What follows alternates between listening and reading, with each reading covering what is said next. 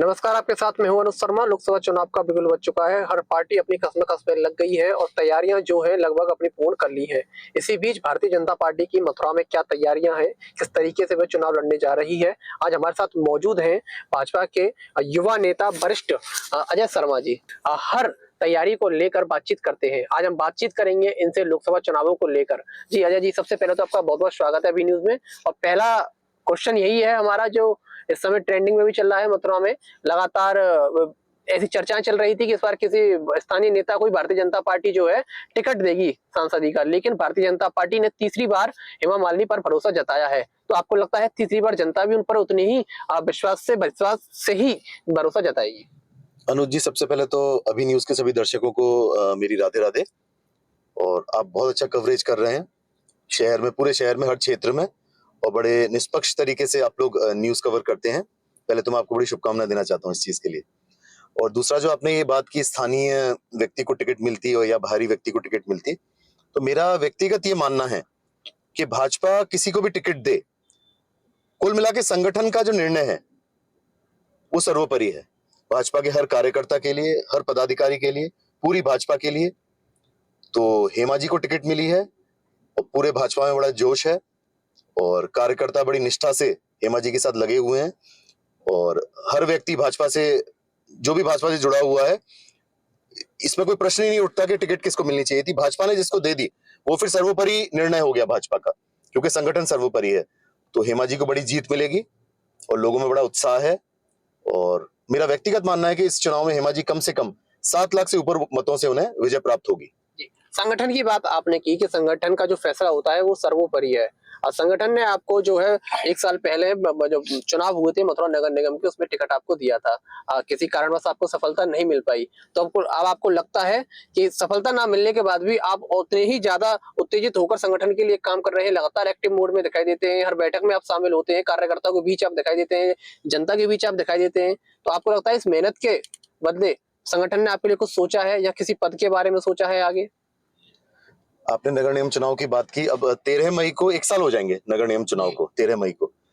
तो मैं मानता हूं मैंने आवेदन दिया था टिकट के लिए, और मैं तो सिर्फ लोगों के लिए चुनाव लड़ा था। और मेरा राजनीति करने का मकसद, मुद्दा ये है कि मैं लोगों के लिए समर्पित होकर कार्य करना चाहता हूँ। जीत मिलना ना मिलना, और संगठन ने मुझे टिकट दी थी इस वार्ड से, 43 गणेशरा से। तो लोगों को उम्मीद हुई थी कि इस बार बदलाव होगा। जो एक परिवारवाद जो चल रहा था लंबे समय से, उस परिवारवाद का अंत होगा और एक नए व्यक्ति को संगठन ने टिकट दी, एक युवा को मौका दिया संगठन ने टिकट देके। और मैंने बड़ा प्रयास किया, लोगों से मिला, और चुनाव भी मैंने बड़ा अच्छा लड़ा। घर घर गया, मैंने लोगों से संपर्क किया, और चुनाव को जीत में नहीं बदल पाया। इसका मुझे कहीं ना कहीं दुख है। कारण जो भी रहा, और आप तो खैर न्यूज वाले हैं, आपको बहुत अच्छी तरह पता है जो भी कारण रहा, क्यों मैं जीत नहीं पाया और जो भी व्यक्ति जीता, लेकिन लोगों का दिल जीतने में मैं कामयाब रहा।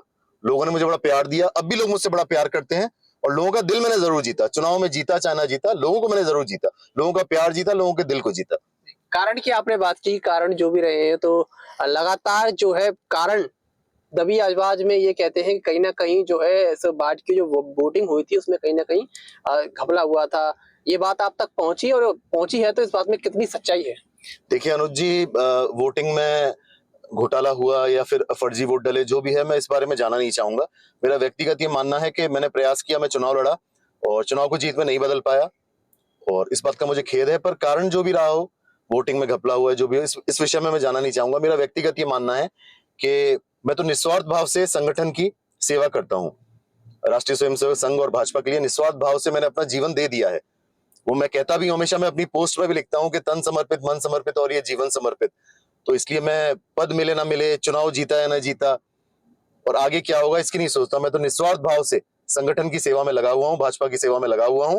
भाजपा को कभी लगेगा कि मैं किसी योग्य हूं, तो जरूर मुझे कोई कोई जिम्मेदारी देगी या मुझे अवसर मिलेगा कार्य करने का।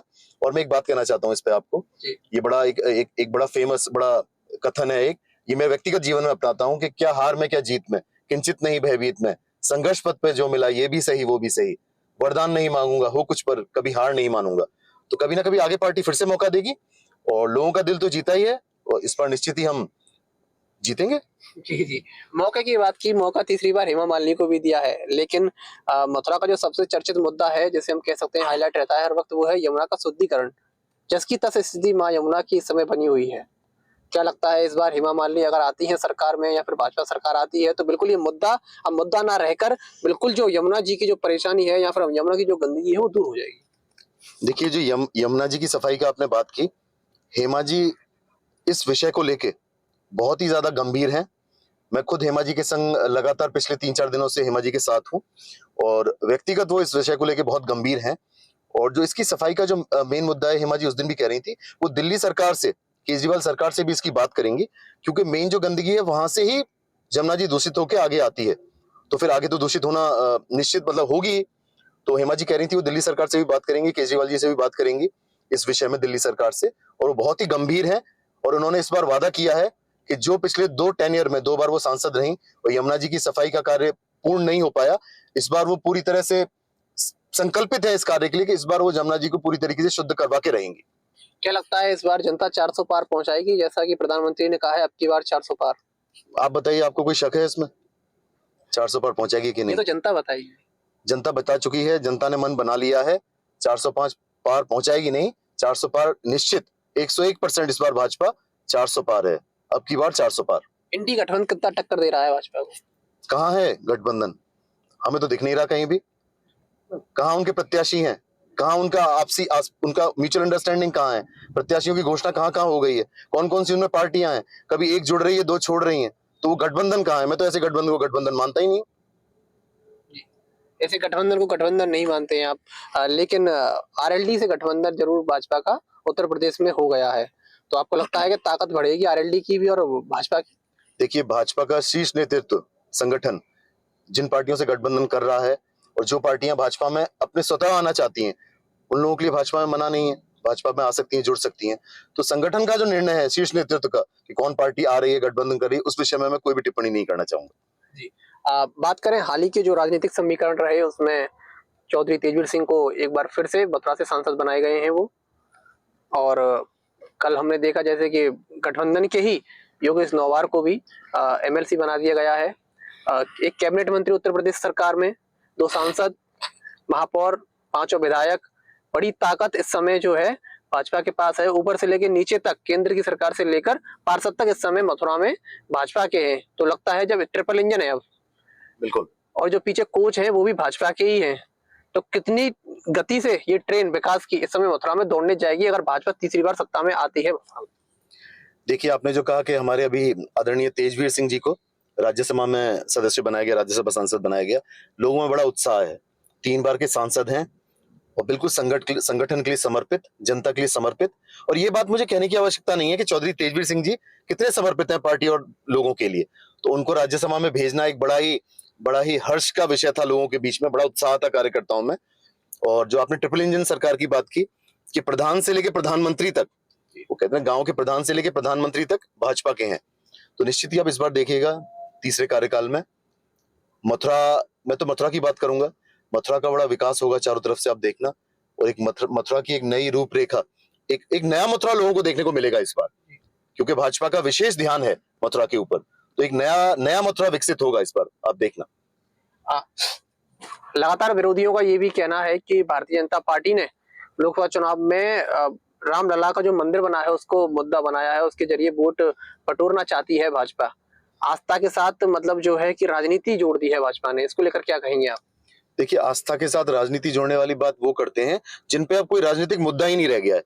एक्चुअली क्या है, आप देखिए, चुनाव लड़ने के लिए विपक्षी दल और जो गठबंधन है वो कोई मुद्दा तो रखेंगी जनता के सामने। तो उनपे अब क्या मुद्दा रह गया है? अब वो राम मंदिर का मुद्दा उठा सकते हैं, उनपे कोई बेसिक मुद्दा नहीं रह गया जिसके बेस पे वो चुनाव लड़े। और ये जो राम मंदिर बना है, ये कोई एक दिन में राम मंदिर नहीं बना है, ये 500 साल का संघर्ष है स्वयंसेवकों का, भाजपा के कार्यकर्ताओं का। ये हिंदुओं की आस्था का विषय है राम मंदिर बनना। अगर ये विपक्षी पार्टी कह दे कि लोकसभा चुनाव आ गए तो राम मंदिर बन गया, तो ये बहुत बड़ी मूर्खता है उनकी ये कहना, क्योंकि 500 साल के संघर्ष के बाद राम मंदिर बना है। कोई राम मंदिर ये रातों रात बन के खड़ा नहीं हो गया है कि आप लोकसभा चुनाव में तो 1 महीने पहले से शुरू कर दिया और 1 महीने में राम मंदिर बन गया। ये 500 साल का संघर्ष है जो आज राम मंदिर बना है और हिंदुओं की आस्था को पूरा किया गया है। चुनावी परिणाम आते हैं और हेमा मालिनी अगर तीसरी बार मथुरा से सांसद बनती हैं तो ऐसे कौन से कार्य होंगे जिन्हें प्राथमिकता दी जाएगी मथुरा में? देखिए, पहली बात तो मैं ये कह दूंगी, बनती है नहीं, बनेंगी, बन गई। हेमा जी जीतेंगी और बहुत बड़े, लगभग 7 लाख मतों से अधिक से वो विजय प्राप्त करेंगी। देखिए मेन मुद्दा तो मथुरा का यही है अनुज जी। देखिए एक तो यमुना का शुद्धिकरण वाला आपने अभी बताया, और दूसरा जो एक बंदरों का मुद्दा भी है। देखिए बंदरों का मुद्दा है और उस पे काम भी शुरू हो गया, नगर निगम द्वारा उस पे काम भी शुरू किया गया है। होली गेट, द्वारकाधीश मंदिर, वृंदावन में बंदरों को पकड़ा भी गया है, बंदरों को ले जाके दूसरे स्थानों पे छोड़ा भी गया है।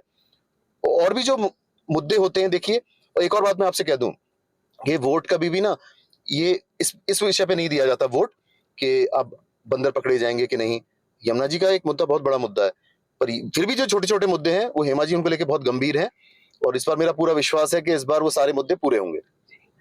लोकसभा चुनावों में अजय शर्मा की क्या भूमिका रहेगी प्रचार में? देखिए प्रचार में भूमिका तो ये है, जो संगठन मुझे जिम्मेदारी देगा प्रचार में, और जो हमारे यशस्वी महानगर अध्यक्ष हैं श्री घनश्याम लोधी जी, वो मुझे इस कार्य में लगाएंगे, चाहे वो प्रचार में जाने की कहें, चाहे वो पार्टी का और कोई कार्य दें, लोकसभा से संबंधित कोई भी कार्य दें, मैं उस कार्य को करूंगा, करता हूं, कर रहा हूं, आगे भी करूंगा। बहुत बहुत धन्यवाद अजय शर्मा जी आपका, आपने हमें इतना वक्त दिया। तो ये थे हमारे साथ भाजपा के युवा नेता अजय शर्मा, जो लगातार आपको एक्टिव दिखाई देते होंगे राजनीति में, और लगातार दौरे करते रहते हैं, हर मीटिंग में आपको ये मौजूद दिखाई देंगे, और लगातार भारतीय जनता पार्टी का चुनाव प्रचार प्रसार कर रहते हैं।